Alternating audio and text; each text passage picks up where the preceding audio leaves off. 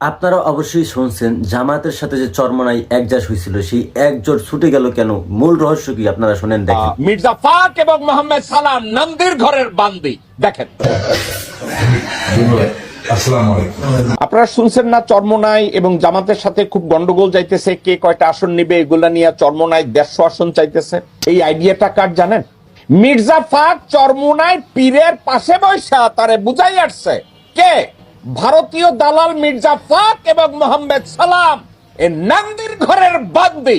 চরমনাই পীরের পাশে যাইয়া কইছে জামাতের লগে জোট করেন কিন্তু আপনাদের আসন ছাড়া যাবে না, জামাত আপনাদের কিছু না দিলে বিএনপি আপনাদেরকে দিবে। এখন সোর মোনাই কি করছে? সোর মোনাই চিন্তা করছে আমরা বিএনপির লগেই যাই। আপনি দেখেন এই সোর মোনাই মির্জা ফাক এবং মোহাম্মদ সালাম নন্দির ঘরের বান্দি দেখেন। আসসালামু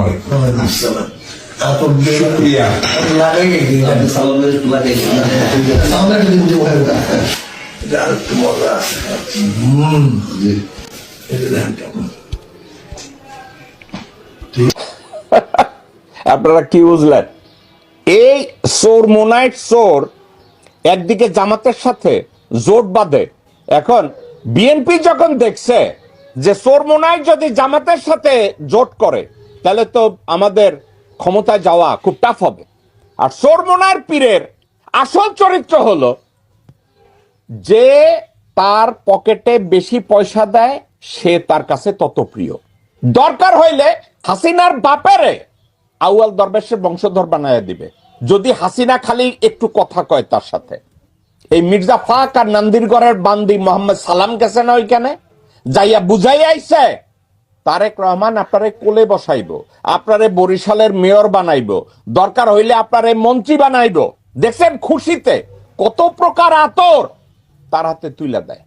এবং জামাতে ইসলামী তারপরেও চেষ্টা করে যাচ্ছে এদের সাথে কম্প্রোমাইজ করা যায় কিনা।